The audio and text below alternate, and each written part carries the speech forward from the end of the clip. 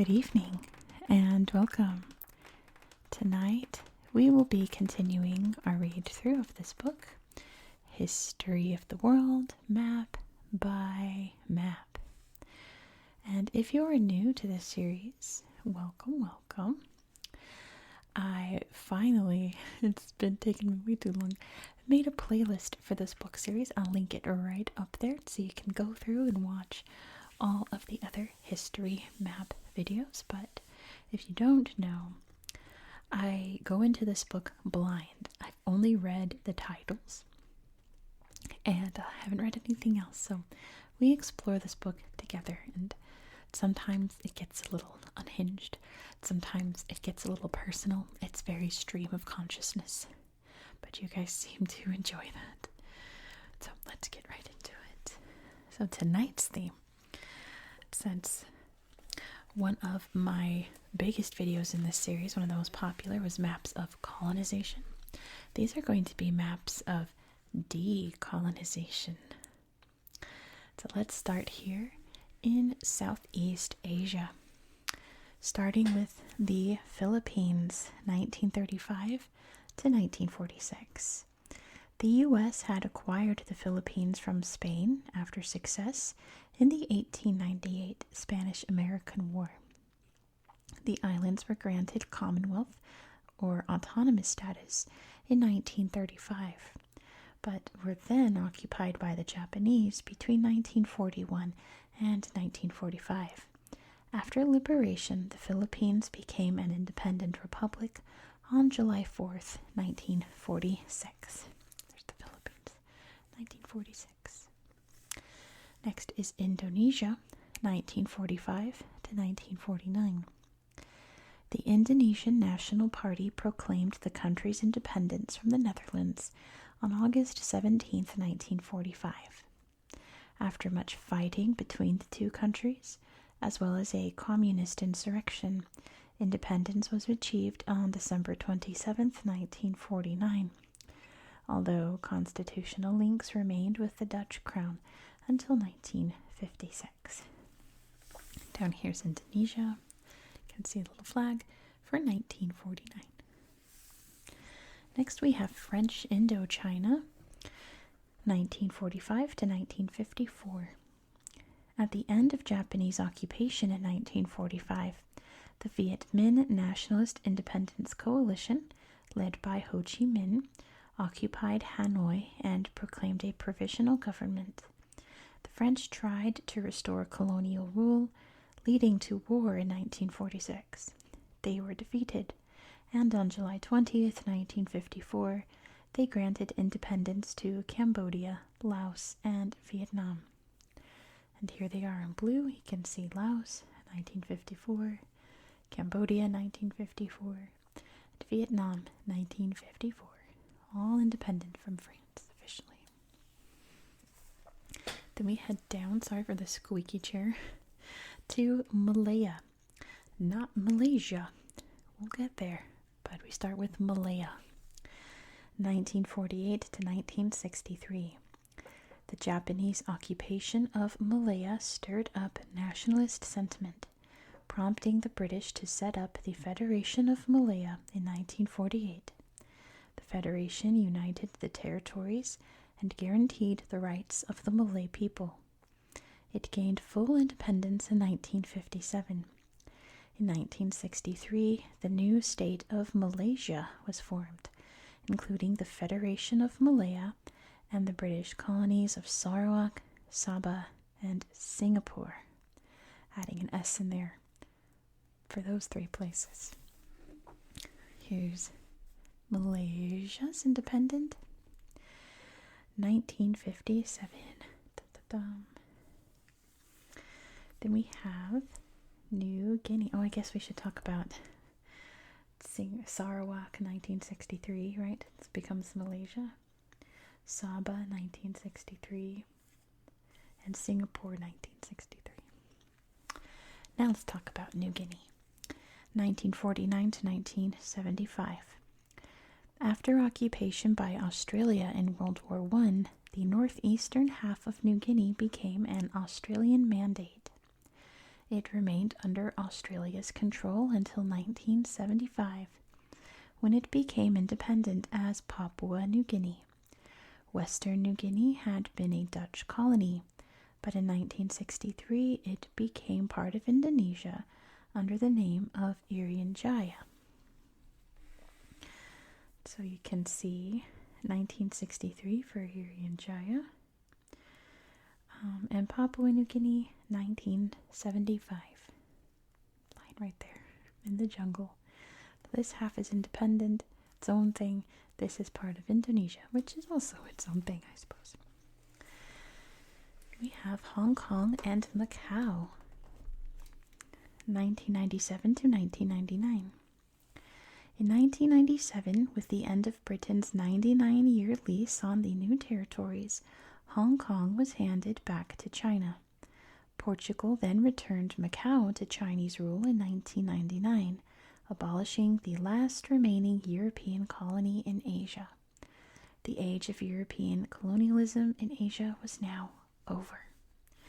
And there's a red circle for Hong Kong and a green triangle for Macau. Let's go find them while my chair squeaks. Up here, Hong Kong 1997, Macau 1999. Let's see what all these boxes say. I'm sure they'll talk more about Singapore and East Timor, I see too, but let's start up here. 1954, French suffer massive defeat at hands of General Giap and the Viet Minh at Dien Bien Phu. 1954, Vietnam is divided in two at the Geneva Accords, with both parts being granted independence. A communist side and a pro-Western side, I suppose. Of course, it's now one, but we talked about that last time, the Vietnam War. 1984, Brunei gains independence from the UK as an independent sultanate. We didn't talk about Brunei. 1984, this will go over here. Brunei. Then there's Singapore, 1965. Having joined Malaysia in 1963, Singapore then leaves to become an independent island republic in 1965. And then East Timor, 1975, Indonesia occupies the Portuguese colony of East Timor, which gains its independence in 2002. We'll have a video about East Timor pretty soon. I think next week. I can't see my calendar from here. I have to turn all the way around. My chair is going to squeak even more. So, very soon. 1963, the Netherlands hands over Irian Jaya to Indonesia. And I think that's all the boxes. I love this photo. Protesters in support of East Timor's independence party. This is a great face.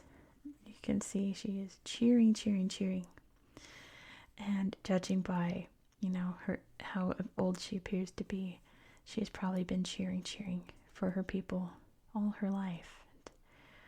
And, East Timor was then occupied by Indonesia 9 days later. It started that mess. But we're not talking about that today, apparently. Next, let's talk about European unity, which I didn't really feel fit into this category, but I didn't know what else to put it in, and this seemed the most appropriate. Plus, it's kind of like out with the old Europe, in with the new, where instead of all these countries with their own agendas, it's one big union, so to say. Let's talk about it. Number 1, the origins of the Union. 1945-1957. Post-war discussions between the Western European nations led to the founding of the ECSC in 1951. European Community of... Where is it? No, it's not at all. I'm looking at the thing here. It's European Coal and Steel Community in 1951. It merged the coal and steel industry. See if I just read one more sentence. It merged the coal and steel industries of France, West Germany, Italy, and the 3 Benelux countries. The 6 went further in 1957 and set up the EEC, European Economic Community. That's what I was thinking of. And Euratom? I have never heard of Euratom. Does it talk about Euratom in this paragraph over here? Euratom. I've never heard of that one. Oh, here it is. European Atomic Energy Community. That makes sense. Anyway, the Soviet bloc equivalent was the Council for Mutual Economic Assistance, or Comecon. It's not Comic-Con, it's Comecon. Imagine. Anyway, the members of ECSC, EEC, and Eurostrom are in greenish, bluish, I guess blue. And members of Comecon are in this like fuchsia magenta color. So we can see down here the Western powers making their own thing. Doom, doom, doom. Got Italy and Francis Islands down there. All the way around. And the Soviets are like, yo, anything you can do, I can do better. I can do anything better than you. No, you can't. Yes, I can. No, you can't. Yes, I can. Yes, I can. Yes, I can. Anyway, moving on to a box over here. Expansion of the Union, 1967 to 1992. In 1967, the ECSC, EEC, and Eurostom, Euratom, I lost my place. Euratom were merged into the European Communities, or just EC. The UK, Ireland, and Denmark, including Greenland, joined in 1973. Greece in 1981, and Spain and Portugal in 1986. The latter three being former dictatorships. That's true. East Germany joined when it merged with West Germany in 1990. In 1986, the Single European Act set up the single market in goods and services. Starting off the EU, you can see the years right here that they joined. It's East Germany 1990, Spain 1986, Portugal 1986, United Kingdom 1973, very famously not part of it now. Republic of Ireland 1973, so on and so forth. Growth of the EU 1992 to 2013. The Maastricht Treaty, signed in 1992, took European integration further. It launched its plans for economic and monetary union, leading to a single currency and the euro. It marked the end of the EC and the start of the EU, European Union. Austria, Finland, and Sweden joined in 1993, followed by an influx of 10 new states from Eastern Europe and the Mediterranean in 2004. Bulgaria and Romania followed in 2007, and Croatia in 2013, bringing EU membership to 28 states. Let's see, we can find Cyprus, 2004. Talk about Turkey in a minute. Greece, 1981. Albania, 2009. Macedonia, 2004. Serbia, 2009. Bulgaria, 2007. Romania, 2007. Croatia, 2013. Slovenia, 2004. Hungary, 2004. Slovakia, 2004. Czech Republic, 2004. Poland, 2004. Lithuania, 2004. Latvia, Estonia, 2004. So on and so forth. Sweden, 1995. Finland, 1995. Denmark, we already talked about 1973. I forgot to mention that one before. Sorry, Denmark. The euro, 2002 to present. Well, it's the first box we've read that said present, I think. Exciting. The euro first came into circulation in 2002, replacing 12 national currencies. By 2018, it was used in 19 of the 28 member states, as well as in Andorra, Monaco, San Marino, Vatican City, and several European overseas territories, and in Kosovo and Montenegro, both of which are outside the EU.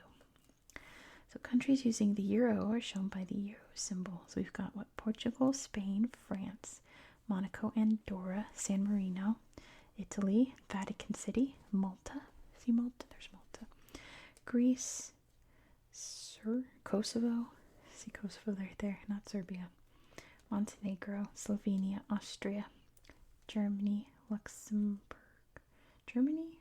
Yeah, Germany, Luxembourg, Belgium, the Netherlands, Ireland, Estonia, Latvia, Lithuania, Finland, Slovakia,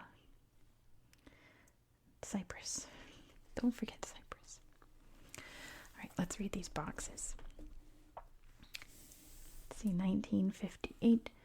Struggling to agree on a capital city for the EU, members decide to rotate cities starting with Brussels. 1951, Treaty of Paris signed by 6 nations sets up the ECSC. They're in Paris. 1986, Single European Act signed in Luxembourg establishes the 4 freedoms of movement for capital, labor, goods, and services. There's Luxembourg.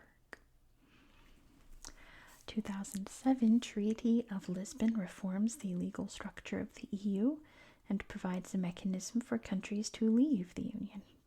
Very convenient for the United Kingdom pretty soon. 1992, the Maastricht Treaty turns the EC into the EU. There's Maastricht. 1979, first direct elections held in the European Parliament in Strasbourg. 1951, treaties establishing the EEC and Euratom are signed in Rome. Turkey. 1987, Turkey applies for EC membership. It enters into a customs union with the EU in 1996. Anything else? Anything else? Is that it? I guess that's it. Cool. No, it's not. UK departure, like the biggest part of it, through 2016 to 2019. After a referendum in 2016, the UK set out plans to leave the EU in 2019. It is the first member state to leave, although 3 other countries have withdrawn from the EU following territorial changes. Algeria departed when it ceased to be French territory in 1962. That makes sense.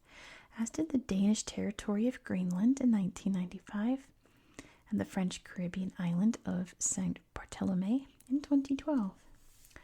The departure from EU 2019, there's Great Britain and Northern Ireland.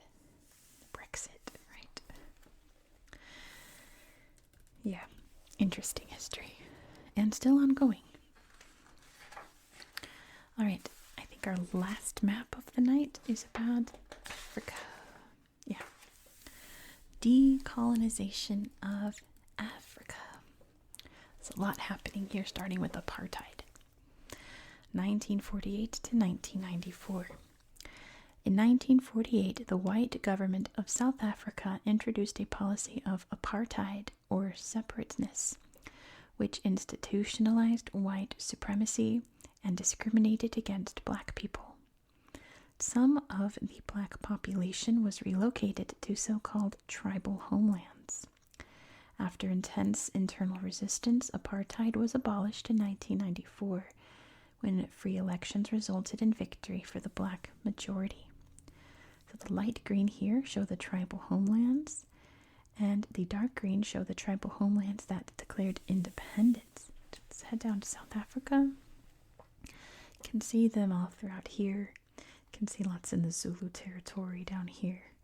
Some Ndebele territories up there. Surely some Xhosa down here as well. Yeah, independence there. Up here by Zimbabwe. Alright. Number 2. Democratic Republic of Congo. 1960 to present. The DR Congo's independence in 1960 created a series of crises.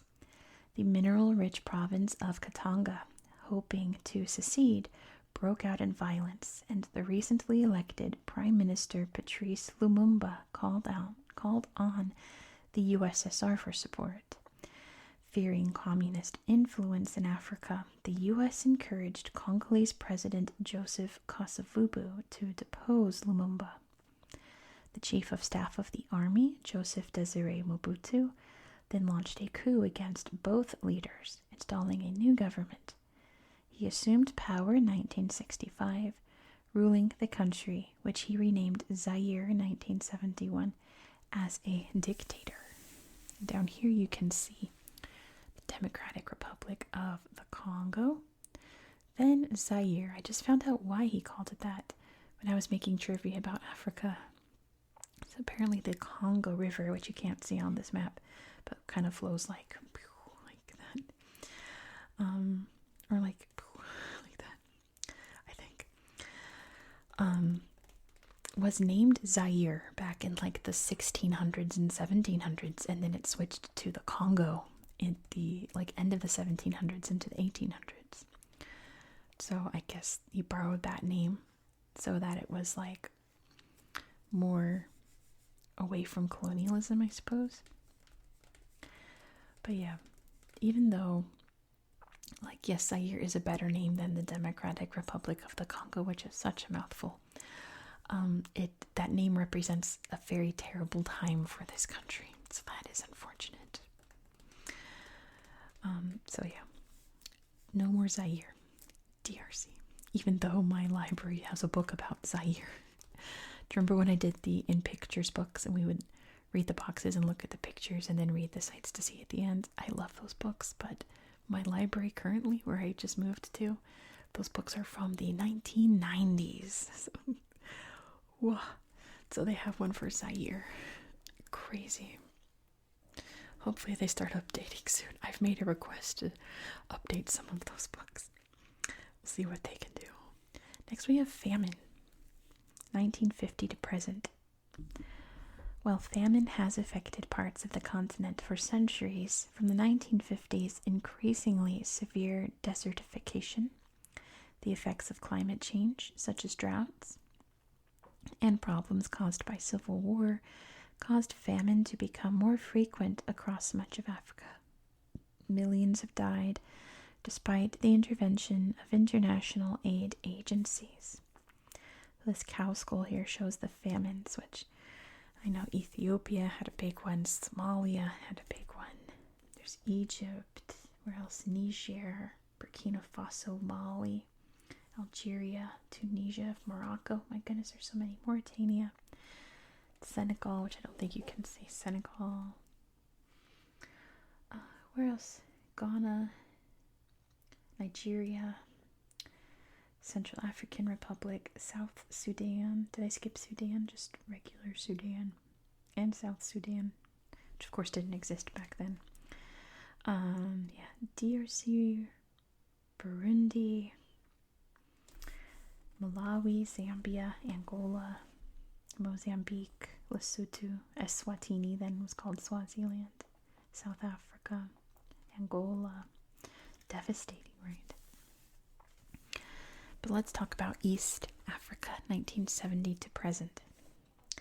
From 1970 to 1993, Eritrea fought a long war to free itself from Ethiopia. High Chair. Chair has an opinion on the war. To free itself from Ethiopia, which had taken control of it following World War II. It eventually won its independence, becoming a one-party repressive state. South Sudan fought for independence from Sudan from 1989 to 2005, becoming the world's newest state in 2011, when it peacefully gained independence. Central government in Somalia has collapsed since 1991, as rival warlords and Islamic groups have battled for control. So here's Eritrea, there's South Sudan, and there's Somalia, and you can see it differentiates Somaliland and Puntland. Two different regions. Somaliland has been trying to become independent from Somalia for ages. And who knows if that will ever happen.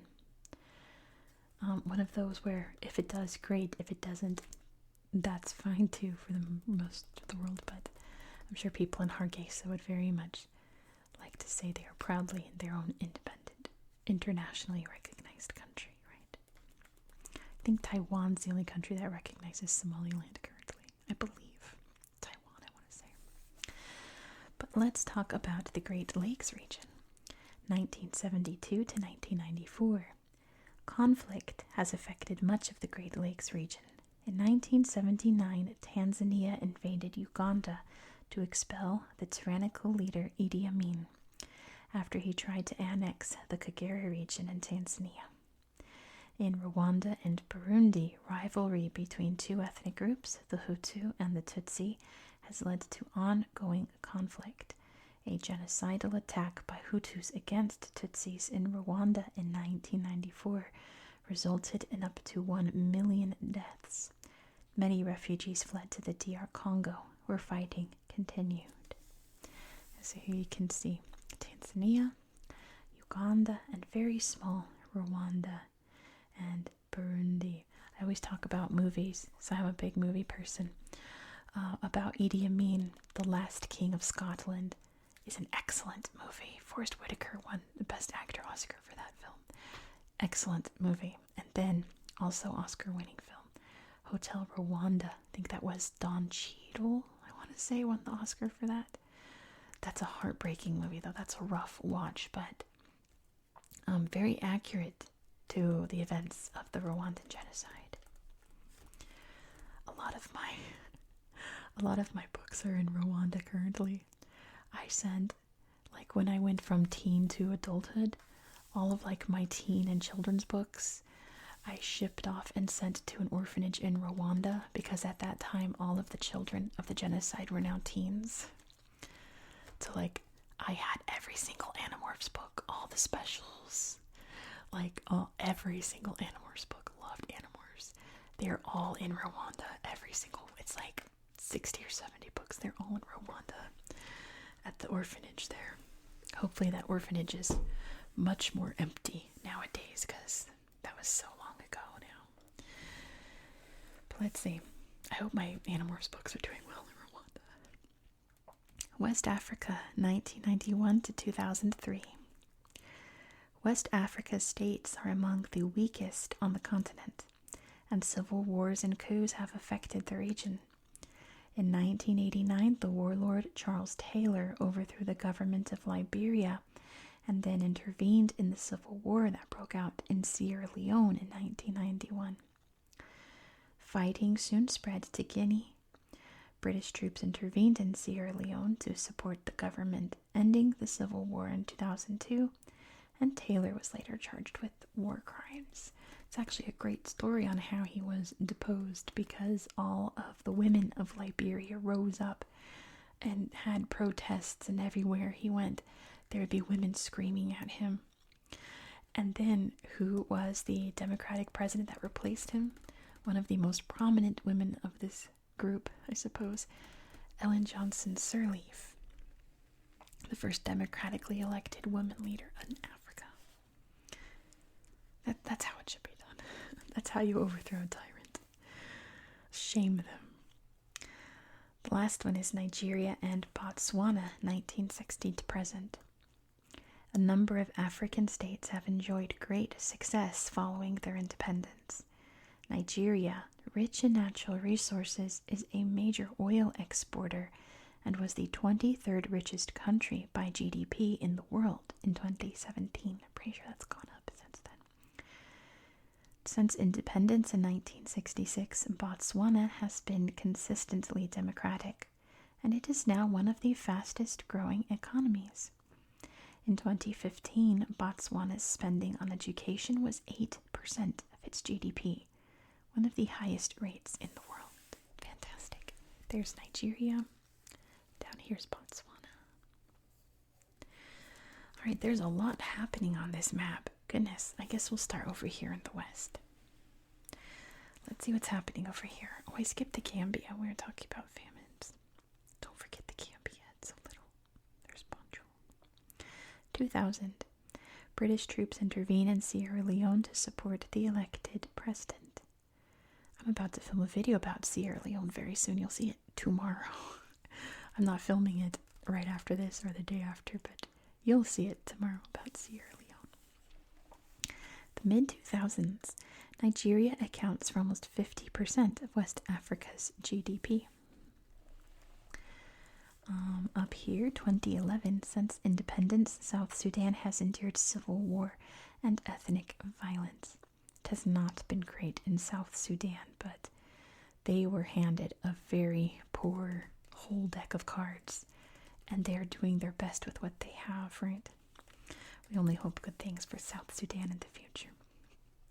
I was just telling my brother-in-law about South Sudan because I just talk at him about countries, because the last video you saw from me was about Sudan, so I was telling him about Sudan and how South Sudan split. And he was like, do you think those countries will unite someday and become just Sudan again? And I was like, no. Like, I don't think they're ever reuniting. I don't think that's the plan. Like, at all. Especially in the current climate in Sudan. 1998 to 2000, 70,000 killed in border clashes between Eritrea and Ethiopia. It was a rough one. That was only resolved in, 2017, I want to say. That war, which is still very tense. 1984 to 1985, massive famine in Ethiopia prompts singers Bob Geldof and Midge Uri. I've never heard of Midge Uri. I know Bob Geldof. To organize Band Aid and Live Aid to raise money for relief.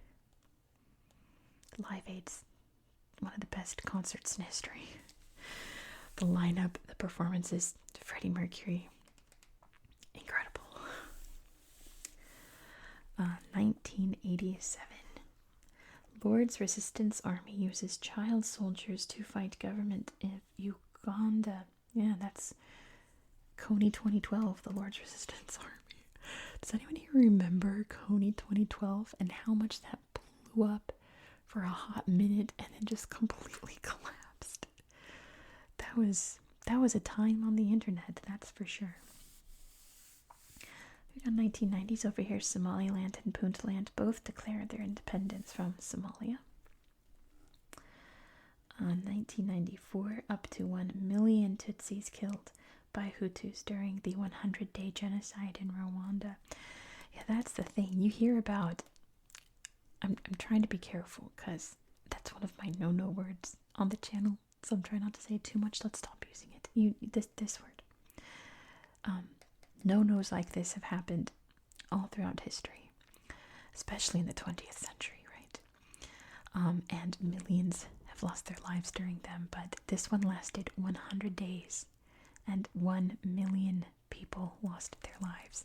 It was just the swiftness of it, the brutality of it. It's so shocking that it could happen that fast. 1979, Tanzania invades Uganda after its leader, Idi Amin, makes territorial claims against Tanzania. 1975 to 2002, civil war engulfs Angola as rival armies fight for control. And we talked about that recently on my channel. We've done Angola videos about that. There was a rough civil war for Angola. They're still bouncing back.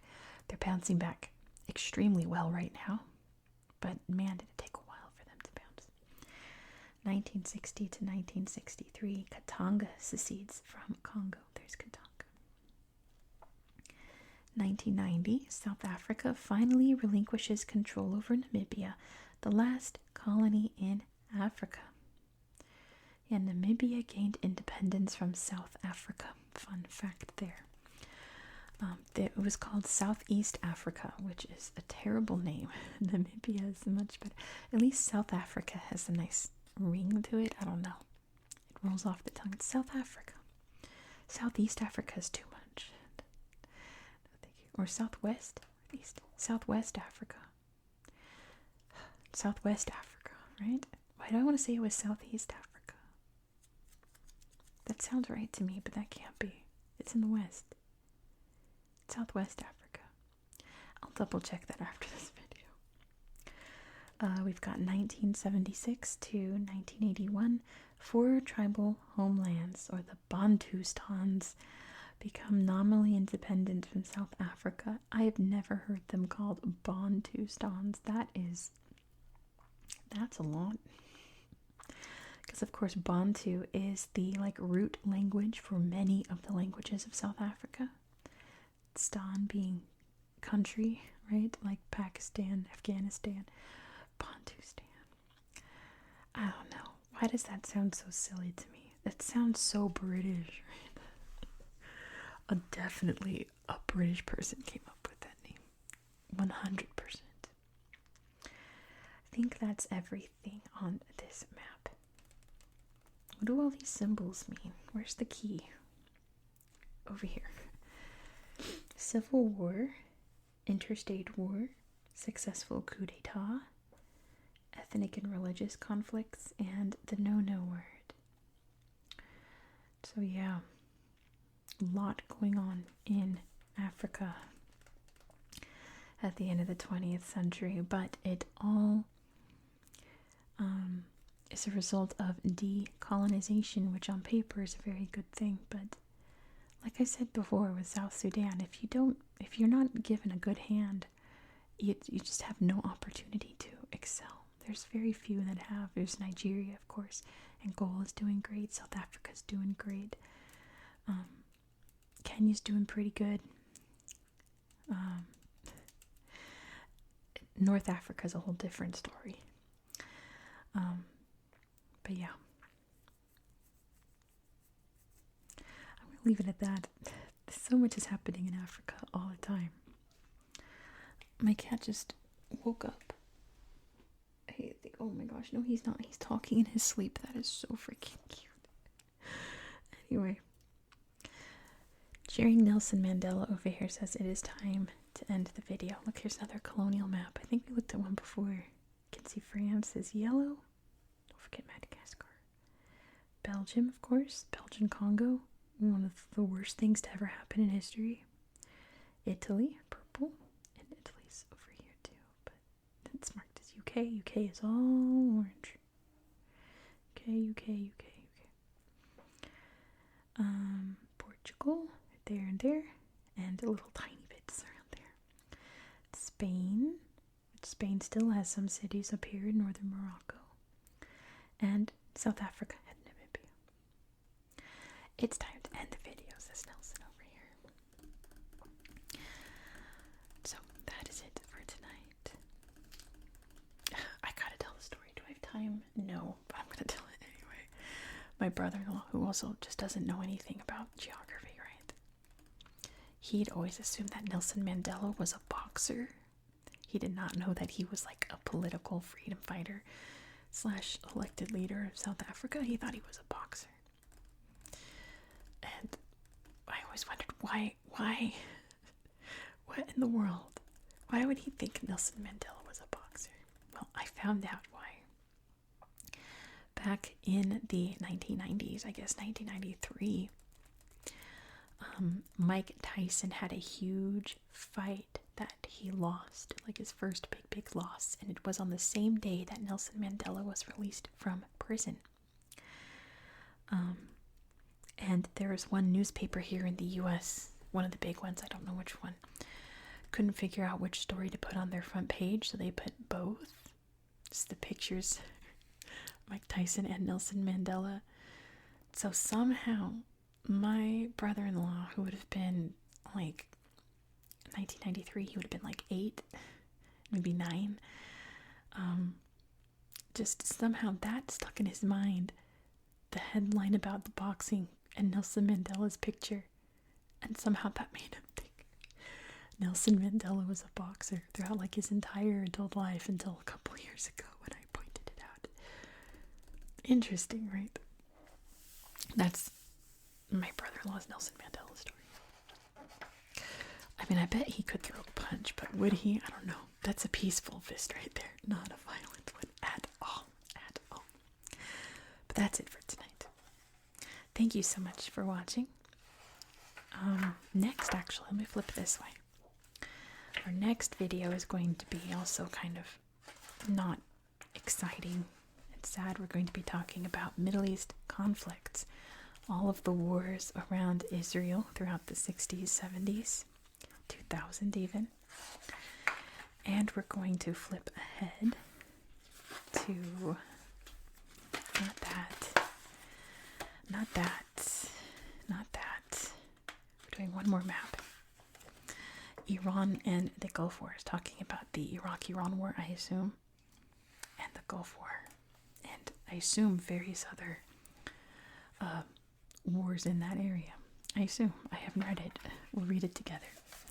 So, stay tuned for that. Is that next week? Let me look at my calendar finally. No, it'll be in 2 weeks. 2 weeks we'll do that. So stick around. Be sure to subscribe so you won't miss out. I hope that you found this video to be relaxing and educational. And I hope that you have a good